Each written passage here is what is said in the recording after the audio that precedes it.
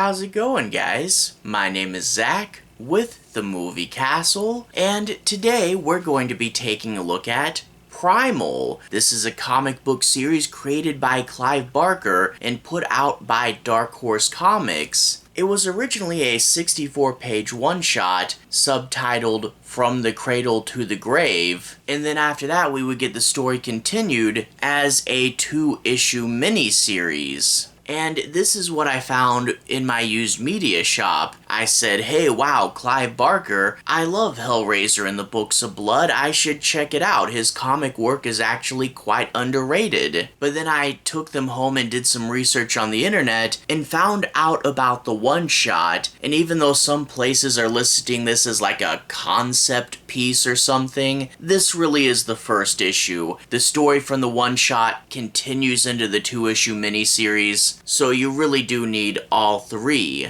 But that being said, what's the story about? The base idea here is that early man had heightened senses and could perceive more than modern humans can. Over time, as we relied more on tools and our intelligence, our senses would dull and we can no longer perceive everything we could once perceive. And that includes the Riven. The Riven are a race of extra-dimensional creatures that are responsible for creating and feeding upon mankind's fear. They're literally the source of fear. And when a scientist steals some early human skulls and discovers evidence of them, he gets a military contract, sets up a secret government lab, and starts to play with his victims' fears in order to summon the Riven. And overall, this is some really cool ideas in here. An extra-dimensional being, a little bit like From Beyond. It's always there, we just can't see it. And the mad scientist here even looks a little bit like Jeffrey Combs. The lab section was pretty cool, and that's where the book hits its stride. But I'm not gonna lie, this series is a bit of a mess. And part of me really wonders how much Clive Barker was actually involved in this. Clive Barker's listed as the series creator, and he's the top billed of the series' 3 writers. And part of me wonders if Clive Barker came up with the concept, made an outline, and then handed it off to a few other writers to finish the script out. This happens quite a bit with bigger writers. I can't confirm it here, but boy, this is what it feels like. You get a really cool overall concept, and you get a few Clive Barkerisms. I mean, the scientist studying fear is a little bit like Dread, right? But overall, this is just kind of messy and not put together the best. The plot structure is really weird. We open up with the scientist and the stolen skulls hiding out in this old dark house in the middle of nowhere, and he's getting visions of caveman stories. But then after he finds out about the Riven, the caveman stories aren't super important anymore, and he just all of a sudden isn't on the run and he has a whole government lab? Okay, whatever, the government lab stuff's the coolest part. It goes through the rest of the one-shot and then spills into the opening of the 2-issue miniseries, but then abruptly the 2-issue miniseries starts to become about the Riven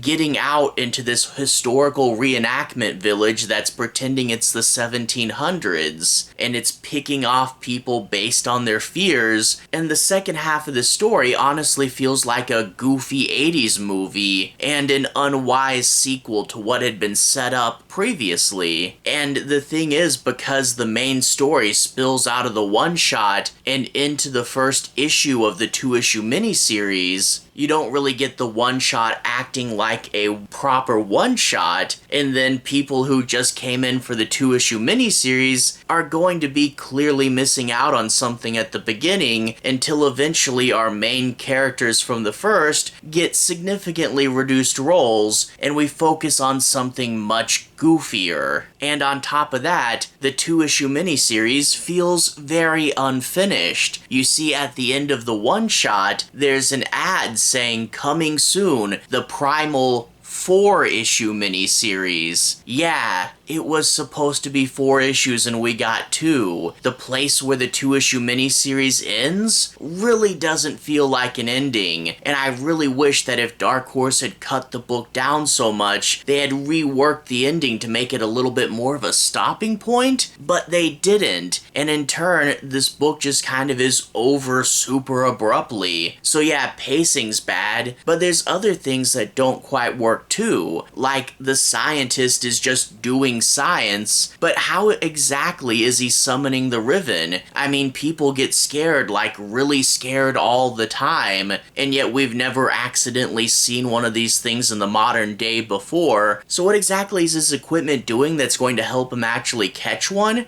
Who knows? And then we get goofy moments that don't work too well outside of prose. I mean, I've read a fair bit of the Books of Blood. There are some out there moments, but because Clive Barker is writing in prose, you can follow his train of thought and you get where he's coming from. But there's a lot of goofy moments in this comic that don't translate super well outside of the initial idea. For example, when he gets the skulls initially, one of them accidentally bites him and that triggers the first vision. Okay, makes sense. But then for visions 2 and 3, he first decides to eat the skull, like he's in Jason Goes to Hell or something, and then to trigger his third vision, he has to have relations with the third skull. Yeah, there's some really goofy moments in this book, and the whole thing is taken so super seriously that when you get to them, it really doesn't work.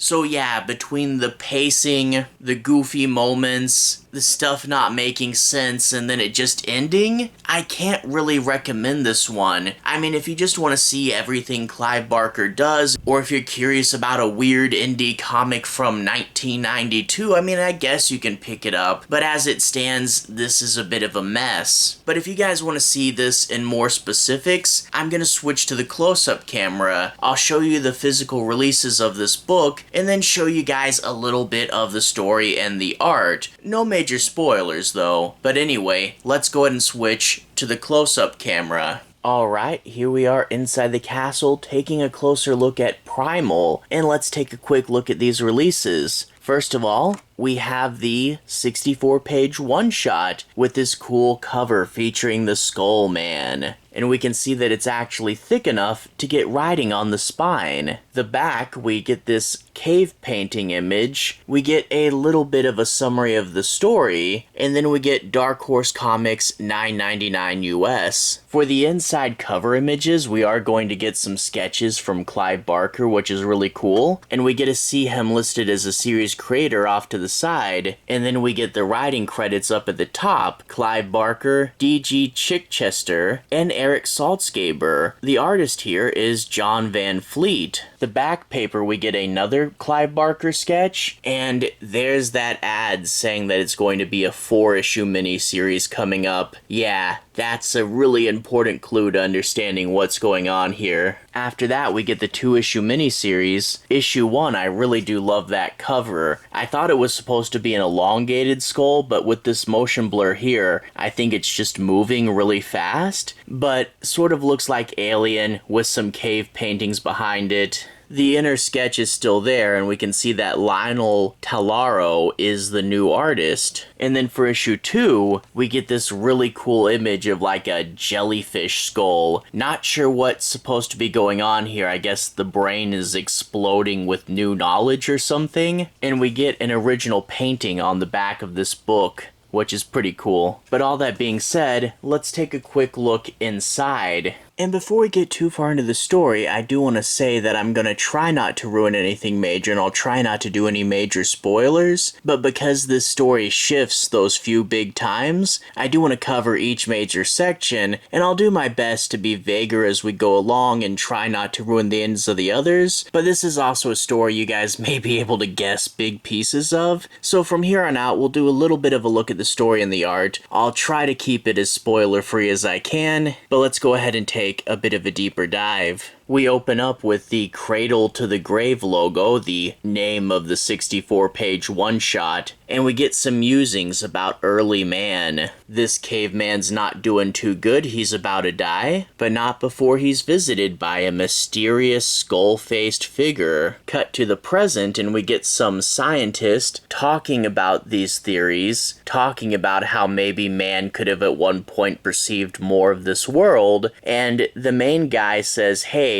the university's got these new skulls in, they're really old, they haven't been messed with, I want them. And the head of the university says, no, we're going to give them to someone who's going to make profit for the university. So it looks like we gotta do a little smash and grab to get those nice skulls. He's hiding out in a cabin in the middle of nowhere to do his test, and that's when one of the skulls would accidentally bite him, triggering some caveman visions. Among the visions we get things like sexual awakening, which I can't show you on YouTube, a little bit of cannibalism, but the big one would be this caveman who decides to paint one of the Riven, and his other cavemen friends don't like that. And yeah, here's a drawing of him eating that skull. Yeah, that's a little weird, and I'm not going to show you what he does to the third one. But yeah, forget the caveman anthology hiding in the middle of nowhere book we were doing. He goes, hey, fear, I bet I can get some government contracts for that. And he begins to set up his study. There's all his machines. Again, no idea what they're doing, but he's going to start tormenting some volunteers. The main character out of his volunteers is going to be this guy. Turns out he was a former firefighter who is dealing with trauma because he ran out of air and didn't have time to save this guy and had to turn back. And in turn, this other guy got burned to death. He blames himself and he can't get the fire and the visions out of his head. He quit the fire department and is now here, making money doing medical trials. And we also get a bit where this lady, one of the other doctors in this program, starts to fall for this guy, so maybe she's not going to like it when the experiments go deeper and darker and start to play into his trauma. I won't really go any farther in the one-shot than that. I do want to show you guys the different art style in the 2-issue miniseries. I'll try to be vague about how the one-shot ends, but needless to say, things of course go pretty bad. We get these two fighter pilots responding to the problem, and we can see that the artwork is cleaner and easier to make out, but not quite as painterly and artistic, so your call as to which one you like better. But the Riven starts to give them some horrific visions. The first one sees missiles, makes sense for a fighter pilot. The second one is dealing with sexual trauma. Turns out when he was a kid, his sister would sexually abuse him, and now he sees a little Barbie doll-sized version of his sister coming up from the lower part of the jet and attacking him. Again, this is one of those things that would play out a lot better in prose because random Barbie doll of your sister, that's a little weird. And don't ask me why the fighter pilot makes this face either. Yeah, that's strange. But yeah, things are going really bad at the lab, the Riven's going to get out, and now we're abruptly at a 1700s historical reenactment. They said the Riven went there because it's more familiar to it, but boy is this an abrupt tonal shift. This employee is hitting on another one much like a Friday the 13th character, and this kid just wants to listen to his tunes and he doesn't want to be there and he hates authority. Yeah, this kid's really annoying. He is the first victim of the Riven, though, as the Riven takes away his hearing after his mom says you'll blow your ears out. So yeah, we can see where we're going here. It turns into a classic, almost like an 80s horror movie. What are you afraid of? I'm going to play on that. The second segment's not bad, it's just that the tone so doesn't match the first. And also, yeah, the fact that it just ends without a proper resolution really does hurt it as well. So, Primal, as far as an interesting little experiment and getting to see a Clive Barker idea, I mean, it's not the worst thing I ever read, but it just doesn't pan out to be good enough and is a little bit shockingly messy. Maybe if we had gotten those last 2 issues, the abrupt tonal shift to a second story could have at least had its resolution, but as it stands now, not really a recommendation from me or anything, except for big Clive Barker fans or those that just happen to be curious about the idea. Whatever though. All that being said, to everyone who's watched so far, thank you for watching. To everyone who's liked and subscribed, thank you. You really are helping the channel out. I'll leave a relevant playlist on the bottom. If you guys want to see more videos kind of like this, feel free to click right here and see more. Anyway, have a good day. I'll see you guys again very, very soon. Playlist here. Have a good day now.